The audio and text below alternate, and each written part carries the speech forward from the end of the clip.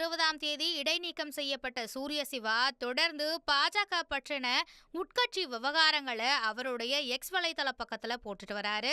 கட்சியை விட்டு நீக்கப்பட்ட அன்னைக்கு திருச்சி சூர்யா போட்ட பதிவுல அண்ணன் அண்ணாமலை அவர்களால் ஈர்க்கப்பட்டு தான் நான் தமிழ்நாட்டு பாஜகவில் இணைஞ்சேன். என் மேல எடுக்கப்பட்ட நடவடிக்கைக்கு எனக்கு எந்த வருத்தமும் இல்லை.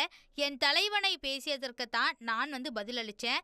அதற்காக என் மேல் நடவடிக்கை எடுத்திருக்காங்க அப்படின்றதுனால மகிழ்ச்சி அப்படின்னு தான் அவர் சொல்லியிருந்தாரு.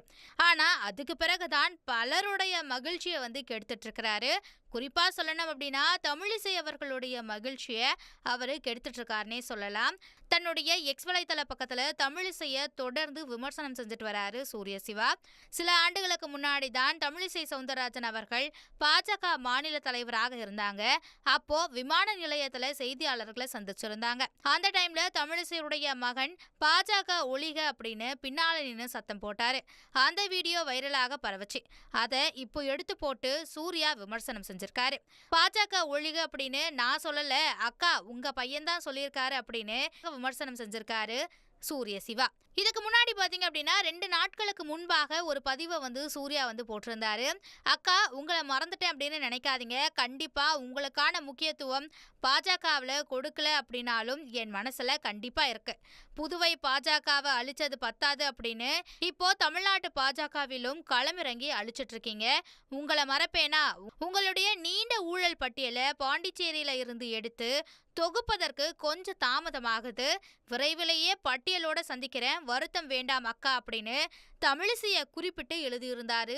ஒரு பக்கம் தமிழிசைய விமர்சனம் செய்யறாரு அப்படின்னா மறுபக்கம் அண்ணாமலையையும் விமர்சனம் செஞ்சிருக்காரு. உண்மையான தொண்டனை அடையாளம் காண முடியாதவர் உண்மையான தலைவனாக இருக்க முடியாது. கட்சியில மீண்டும் சேர்க்க வேண்டும் என்று கெஞ்சறதுக்காக இந்த பதிவுகள் இல்ல. நீங்கள் என்ன என்னை வேண்டாம் என்று சொல்வது? நான் கூறுகிறேன் எனக்கு பாஜக வேண்டாம், வேண்டவே வேண்டாம் அப்படின்னு பொங்கி எழுந்திருக்காரு திருச்சி சூர்யா.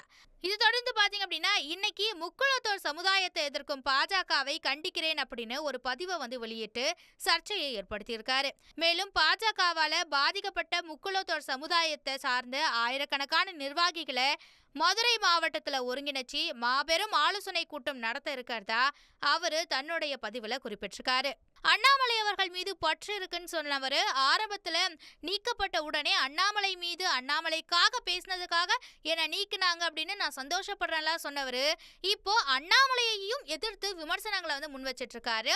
இப்படி தொடர்ந்து விமர்சனங்களை வைக்கிறது தமிழிசையையும் அண்ணாமலையையும் பழிவாங்கிறதுக்காகவா அல்லது உண்மையிலேயே அவருக்கு அக்கறை இருக்கா அப்படின்றத நெட்டிசன்கள் கேள்விகளை எழுப்பிட்டு வராங்க.